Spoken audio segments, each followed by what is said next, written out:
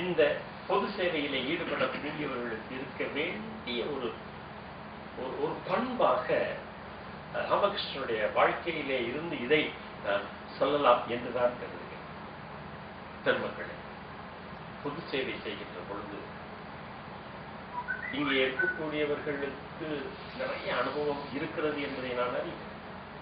நான் இந்த இயக்கத்திலே இல்லாவிட்டாலும் கூட இந்த இயக்கங்கள் எப்படியெல்லாம் செயல்படுகின்றன என்பதை நான் அறிவேன்.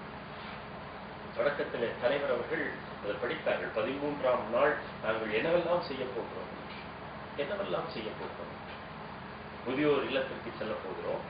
அந்த முதியோர் இல்லத்திலே இருக்கக்கூடிய அந்த 10 பேருக்கு தேவையான அவர்களை கேட்டு பல நேரங்களிலே நாம் என்ன செய்கிறோம், நம்முடைய வீடுகளிலே நடக்கக்கூடிய அந்த விழாக்களிலே எஞ்சி இருக்கக்கூடிய அந்த உணவுப் பொருட்களை என்ன செய்வது என்று தெரியாது. பக்கத்திலே ஏதாவது முதியோர் இல்லம் அல்லது அனாதை இல்லம் இருக்கிறதா என்று போய் அங்கே அதை கொண்டு மன்னிக்க வேண்டும், நான் தெரிந்தேதான் இந்த சொல்லை பயன்படுத்துகிறேன்.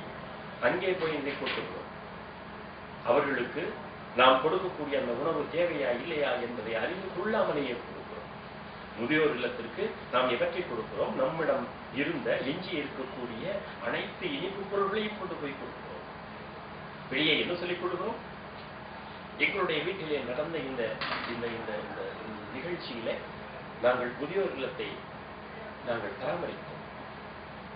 ராமகிருஷ்ணர் அதையா சொல்கிறார் இல்ல.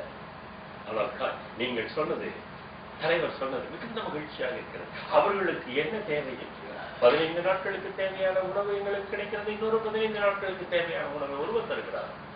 பின் என்ன எங்களுக்கு தேவை என்றால் இவையெல்லாம் தேவை, இவையெல்லாம் தேவை.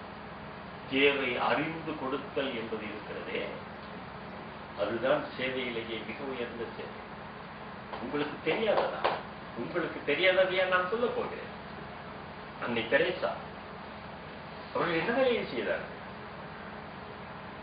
அவர்கள் செய்த அந்த வேலையை என் போன்றவர்கள் செய்ய முடியுமா என்ன?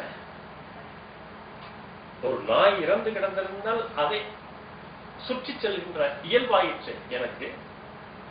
செல்கின்ற பொழுது ஏதேனும் ஒரு விபத்திலே யாராவது ஒருவர் ரத்த காயங்களோடு கீழே இருந்தால் அதை விட்டு விலகிச் செல்கின்ற மனமுடையவனாயிற்று நான். எப்படி என்னால்